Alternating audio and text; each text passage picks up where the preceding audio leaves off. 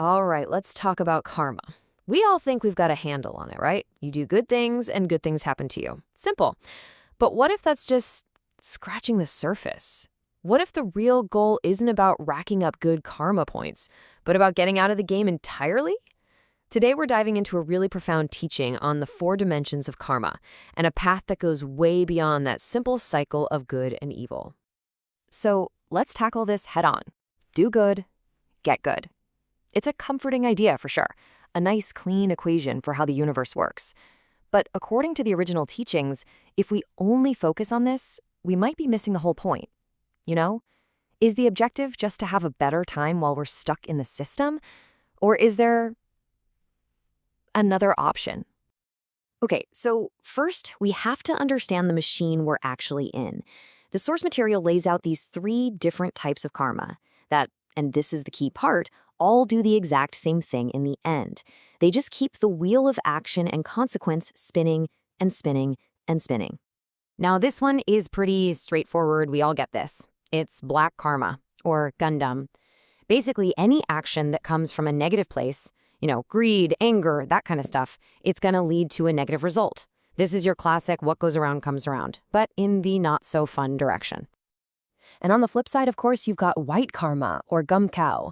These are the actions that come from a good place: generosity, kindness, a clear mind. And just like you'd guess, these lead to positive, happy results. This is the kind of karma that pretty much everyone is trying to build up in their life. And hey, for good reason. So when you put black and white karma side by side, they look like perfect opposites, don't they? Bad action, bad result.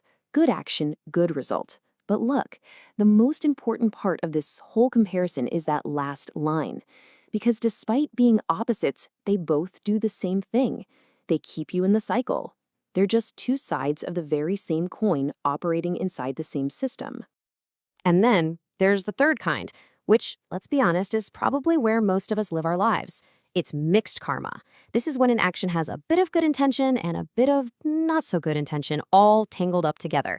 And so, surprise, surprise, you get a mixed bag of results. It's messy, it's complicated, and just like the other two, it keeps you locked right inside that cycle. Okay, this leads to a really logical question, right? If I've got some bad karma on my record, can I just do enough good stuff to balance it out, Can I do so many kind things that my past mistakes just get erased? It seems like a pretty solid plan. And boom, here is the insight that just changes everything. The source material is absolutely crystal clear on this. Doing good deeds doesn't make the bad ones vanish. Nope. The consequences of those negative actions are still there, just waiting for their turn. All you've done is add a separate positive outcome to the list. It's kind of like trying to pay off a credit card by opening a new one. You haven't actually left the system. So, wait a minute. If even our best actions can't get rid of our worst ones, are we just trapped? Well, this is where the teaching offers this radical fourth way out. It's a path that isn't about getting a better result within the cycle. It's about stopping this cycle, period. This fourth dimension is called karma, that is neither black nor white. Now just think about that for a second. How revolutionary is that?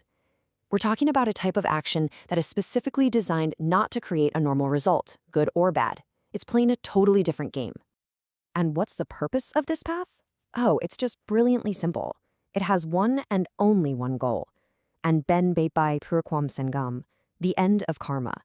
It's not about learning to play the game better. It's about having the wisdom to just walk off the field for good. Okay, I know what you're thinking. This sounds amazing, but what does it actually mean?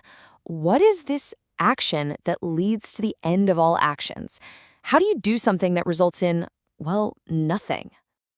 Well, the source doesn't leave us hanging. It spells it out for us. This karma that is neither black nor white is the practice of the Noble Eightfold Path. So it's not some single magical act. It's a whole system for living. It's about your understanding, your intentions, your speech, your actions, your mindfulness, the whole shebang. It's the absolute heart of the Buddhist teaching. And this really gives us a whole new way to think about what we're doing.